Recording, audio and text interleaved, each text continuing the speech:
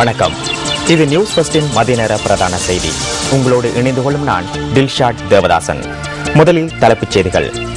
ஐக்கிய நாடுகளின் மனித உரிமைகள் பேரவையின் 26வது அமர்வு இன்று ஆரம்பம். சிரச டிவியின் 16வது பிறந்த நாள் விமர்சையாக கொண்டாடப்பட்டு வருகின்றது. தமது கல்வி உரிமையை காப்பாற்றுவதற்காக மாணவர்கள் உண்ணாவிரதம் இருக்க வேண்டிய நிலை ஏற்பட்டுள்ளது. அனுரகுமார திசாநாயக்க தெரிவிப்பு. ஈராக்கின் மேற்கு மாநிலமாகிய அன்பாரில் அந்நாட்டு ராணுவத்தினருக்கும் போராட்ட குழுவினருக்கும் இடையில் கடும் மோதல். இனி விரிவான செய்திகள். ஐக்கிய நாடுகளின் மனித உரிமைகள் பேரவையின் 26வது அமர்வு இன்று சுவிட்சர்லாந்தின் ஜெனீவா நகரில் ஆரம்பமாக உள்ளது. இலங்கை நேரப்படி பிற்பகல் 1:30 ஆரம்பமாகும் கூட்டத்தொடர் எதிர்வரும் 27ஆம் தேதி வரை இடம்பெறவுள்ளது.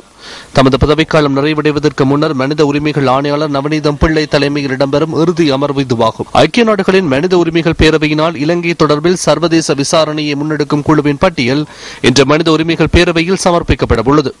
இந்த விசாரணை குழு அடுத்த மாதம் சர்வதேச விசாரணையை ஆரம்பிக்க உள்ளதாக இலங்கை மனித உரிமைகள் ஆணையாளர் கலாநிதி பிரதீப் மகாநாமகேவா குறிப்பிட்டார்.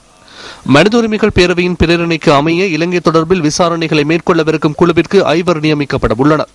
விசாரணை குழுவின் வருகையை இலங்கை அரசாங்கம் நிராகரித்துள்ளதால் பல நாடுகளுக்கு சென்று இந்த விசாரணை குழு சாட்சியங்களை பதிவு செய்ய உள்ளது. அவர்களின் இறுதி அறிக்கை 10 மாதங்களில் சமர்ப்பிக்கப்பட உள்ளது. நியாயமானதும் நம்பகரமானதுமான செயற்பாடுகளை முன்னெடுப்பதற்கு ஒத்துழைப்பு வழங்குவதற்கு இலங்கை அரசாங்கத்திற்கு கிடைத்துள்ள சிறந்ததொரு சந்தர்ப்பம் இதுவென நவநீதம் பிள்ளை சுட்டிக்காட்டியுள்ளார். இன்று ஆரம்பமாகும் கூட்டத்தொடரிற்காக சட்டம் அதிபர் திணைக்களத்தில் எவரும் கலந்து கொள்ளவில்லை என சட்டம் அதிபர் பாலித்த பெர்னாண்டோ குறிப்பிட்டார். எவ்வாறாயினும் நாளை இலங்கை தொடர்பில் ஜெனீவாவிற்கான நிரந்தர பிரதிநிதி ரவினா தாரியசிங்க உரையாற்ற உள்ளார். எவ்வாறாயினும் ஐக்கிய நாடுகளின் மனித உரிமைகள் பேரவையினால் இலங்கை தொடர்பில் முன்னெடுக்கப்பட உள்ள சர்வதேச விசாரணைக்கு ஒத்துழைப்பு வழங்கப் போவதில்லை என கடந்த ஏப்ரல் மாதம் இந்தியா சுட்டிக்காட்டியிருந்தது. இதேவேளை பேரவையின் புதிய ஆணையாளராக ஐக்கிய நாடுகள் சபையின் ஜோர்தானின் நிரந்தர வதிவிட பிரதிநிதி இளவரசர் சயித் ராத் சயித் அல் ஹுசைன் நியமிக்கப்பட வேண்டும் என பான் கி மூன் பிரேரித்திருந்தார். தமது கல்வி உரிமையை காப்பாற்றுவதற்காக மாணவர்கள் உண்ணாவிரதம் இருக்க வேண்டிய நிலை ஏற்பட்டுள்ளதாக மக்கள் விடுதலை முன்னணியின் தலைவர் அனுரகுமார திசாநாயக்க தெரிவித்துள்ளார். கண்டி தபால் நிலையத்தில் நேற்று நடைபெற்ற நிகழ்வொன்றில் கலந்து கொண்ட போதே அவர் இதனை குறிப்பிட்டார். சுகாதார சேவை விஸ்தரிக்கப்படுகின்றது.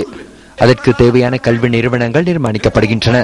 இது தற்போது பட்டப்படிப்பாக மாற்றப்பட்டுள்ளது. வைத்தியருக்கு அடுத்த துறையான இணைந்த சுகாதாரத்துறை வளர்ச்சி பெற்றுள்ளது.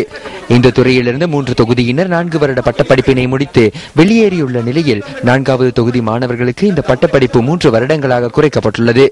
4 வருடங்களாக்குமாறு கோரி 150 மாணவர்கள் உண்ணாவிரதம் மேற்கொண்டுள்ளனர். தற்போது மாணவர்களுக்கு கற்பதற்கு உண்ணாவிரதம் இருக்க வேண்டிய நிலையுள்ளது. ஆட்சியாளர்கள் இதற்கு எதுவிதமான தீர்மானங்களையும் எடுக்கவில்லை. ஆட்சியாளர்கள் பயத்தின் காரணமாக ஒருவருக்கு ஒருவர் மோதுகின்றனர். எஸ்பி ஒரு பக்கம் இருந்து பார்த்துக் கொண்டிருக்கின்றார். கண்ணாமூச்சி விளையாட்டு விளையாடுகின்றனர். ஆனால் போராட்டம் வலுப்பெற்று வெற்றி நிலைக்கு சென்றுள்ளது. இது எங்களுக்கு மகிழ்ச்சி. மக்கள் போராடி வெற்றி பெற முடியும் என்பது உறுதிப்படுத்தப்பட்டுள்ளது. நாட்டில் வருடத்தின் இதுவரையான காலப்பகுதியில் 1028 பேர் எலிக்காய்ச்சல் நோயினால் பாதிக்கப்பட்டுள்ளதாக சுகாதார அமைச்சு தெரிவித்துள்ளது. ரத்தினபுரி மாவட்டத்தில் 140 பேர் எலிக்காய்ச்சல் நோயால் பீடிக்கப்பட்டுள்ளதாக தொற்றுநோய் தடுப்பு பிரிவு தெரிவித்துள்ளது. களுத்துறை மாவட்டத்தில் 125 பேரும், கம்பகா மாவட்டத்தில் 97 பேரும், காலி மாவட்டத்தில் 91 பேரும் இதுவரையில் எலிக்காய்ச்சல் நோயாளர்களாக இனம் காணப்பட்டுள்ளனர். ஜனவரி மாதத்தில் மாத்திரம் 292 பேர் எலிக்காய்ச்சலால் பீடிக்கப்பட்டுள்ள அதேவேளை பிப்ரவரி மாதத்தில் 199 பேரும், மார்ச் மாதத்தில் 231 பேரும், மே மாதத்தில் 171 பேரும் எலிக்காய்ச்சலுக்கு ஆளாகியுள்ளனர். இந்த மாதத்தின் இதுவரையான காலப்பகுதியில் 18 பேர் எலிக்காய்ச்சலால் பீடிக்கப்பட்டுள்ளமை குறிப்பிடத்தக்கது. பெரும்போக நெற்செய்கை ஆரம்பிப்பதற்கு முன்னதாக எலிக்காய்ச்சலுக்கு சிகிச்சை பெற்றுக் கொள்ளுமாறு இலங்கை சுகாதார பரிசோதகர் சங்கத்தின் உப செயலாளர் CS முத்துகொட தெரிவித்தார். தொலைக்காட்சி துறையில் முன்னணியாக விளங்கும் சிரச டிவி 16வது ஆண்டில் காலடி பதித்துள்ளது. சீகிரி சிரச என்ற துணைப்பொருளில் இந்த வருடம் சிரச டிவி தனது பிறந்த தினத்தை கொண்டாடுகின்றது. சிரச தொலைக்காட்சியின் 16வது பிறந்த தினம் உலக மரபுரிமை சின்னமான சிகிரியா பலகொட்டுவ பகுதியில் கொண்டாடப்பட்டு வருகின்றது. இந்த கொண்டாட்டத்தில் சிகிரியா பகுதி மக்கள் மற்றும் சமூக சேவையாளர்கள் என பலரும் இன்று கலந்து கொண்டிருந்தனர். சிரச தொலைக்காட்சியின் 16வது கொண்டாட்டத்தின் ஒரு கட்டமாக இன்று காலை 7 மணிக்கு சிகிரியா கிமிச கனிஷ்ட வித்தியாலயத்தில் ஆரம்பமாக்கிய கண் வைத்திய முகாம் 2 மணி வரை நடைபெறவுள்ளது.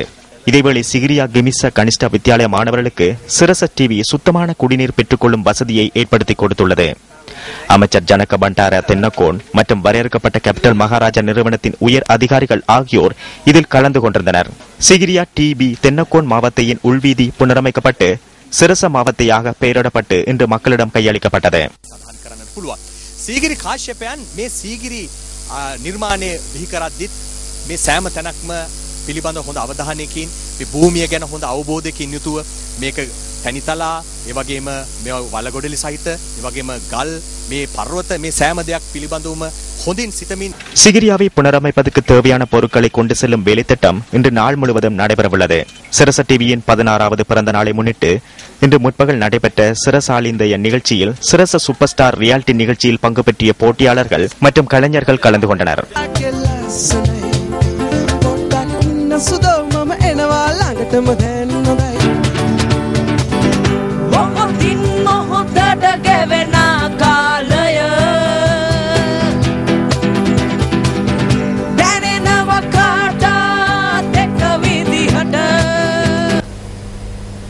இதேவேளை நியூஸ் ஃபர்ஸ்ட் காலை நேர பிரைம் டைம் சன்ரைஸ் செய்தி நேரலையாக வரலாற்று சிறப்புமிக்க சிகிரியாவிலிருந்து ஒளிபரப்பு செய்யப்பட்டது.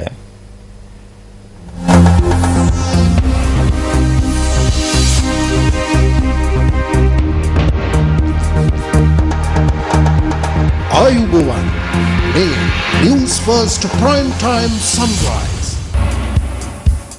புகழ் சேர்த்து சிகிரியாவிலிருந்து news first prime time sunrise செய்திகளுடன் நேரடியாக இணைத்துள்ளீர்கள். செய்தி அறிக்கையிடலை புதியதோர் அனுபவத்தை நேர்களுக்கு ஏற்படுத்தும் வகையில் தொடர்ச்சியாக புதிய முயற்சிகளை எடுத்து வருகின்றது. நியூஸ் ஃபர்ஸ்ட் இன்றைய தினம் மற்றொரு மைல் கல்லில் காலடி எடுத்து வைத்திருக்கின்றது. என்றும் எப்போதும் எதிலும் புதுமை படைப்பதில் நியூஸ் ஃபர்ஸ்ட் முன்னிலையில் உள்ளது.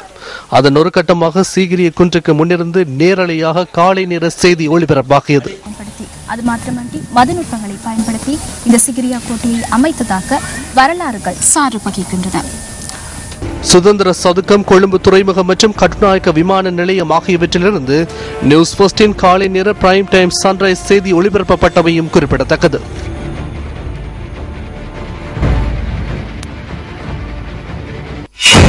இலங்கையின் முதற்தர செய்தி வழங்குனர் நியூஸ் ஃபர்ஸ்டுடன் நீங்களும் இணைந்து கொள்வதற்கான ஓர் அரிய வாய்ப்பு.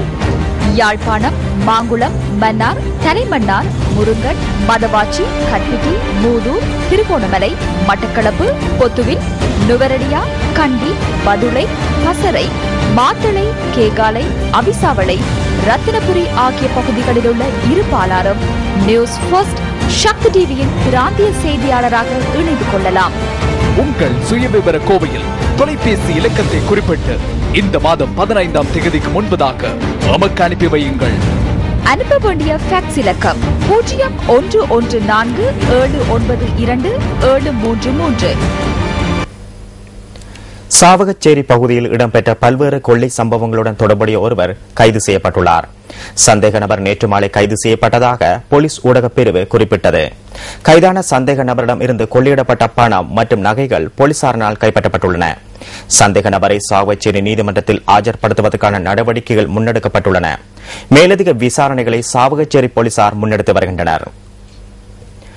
வவுனியா மாவட்டத்தில் உள்ள வாழை செய்கையாளர்கள் தமது உற்பத்திகளை சந்தைப்படுத்துவதில் பாரிய சிக்கல்களை எதிர்நோக்குகின்றனர். வவுனியா மாவட்டத்தில் தற்போது வாழைச்செய்கை அதிகளவில் செய்கை பண்ணப்படுவதால் விளைச்சலும் அதிகளவில் அதிகரித்துள்ளது. கதலி, கப்பல், இருதை போன்ற வாழை இனங்கள் அதிகளவில் வவுனியாவில் செய்கை பண்ணப்படுகின்றன. வெளி மாவட்டங்களில் இருந்து வாழை குலைகளை கொண்டு வந்து வவுனியா சந்தையில் விற்பனை செய்வதால் உள்ளூர் விவசாயிகள் தமது உற்பத்திகளை விற்பனை செய்ய முடியாத நிலை காணப்படுவதாக தெரிவிக்கின்றனர். வவுனியா மாவட்டத்தை பொறுத்தவரையில் வாழைச்செய்கை நிறைய செய்கிறாங்க. ஆனால் ஊர மாவட்டத்திலிருந்து இங்கே எங்கள்கிட்ட மாவட்டத்துக்கு இறக்குமதி அவை சந்தைப்படுத்துறதால எங்களுக்கு பெரிய சிக்கலாக இருக்குது சந்தைப்படுத்துறது. அதை நீங்கள் கவனத்தில் கொண்டு ஒரு ஒழுங்குக்குள்ளே கொண்டு செய்திட சொல்லி நாங்கள் உங்களுக்கு இருக்கிறோம். வாழைக்குலை விற்பனை மூலம் கிடைக்கும் வருமானம் தமது உற்பத்தி செலவை கூட ஈடு செய்ய முடியாதுள்ளதாக அவர்கள் குறிப்பிடுகின்றனர். தமது உற்பத்திக்கு சிறந்த சந்தை வாய்ப்பை விவசாய திணைக்களம் உருவாக்கி தர வேண்டும் என்பதே இந்த விவசாயிகளின் கோரிக்கையாக உள்ளது. இத்துடன் நியூஸ் ஃபர்ஸ்டின் மதிய நேர பிரதான செய்தி நிறைவு பெறுகின்றது. நியூஸ் ஃபர்ஸ்டின் மணித்தியால செய்தியை 2:25 எதிர்பாருங்கள். வணக்கம். 896 www.newsfirst.lk. Feedback at newsfirst.lk.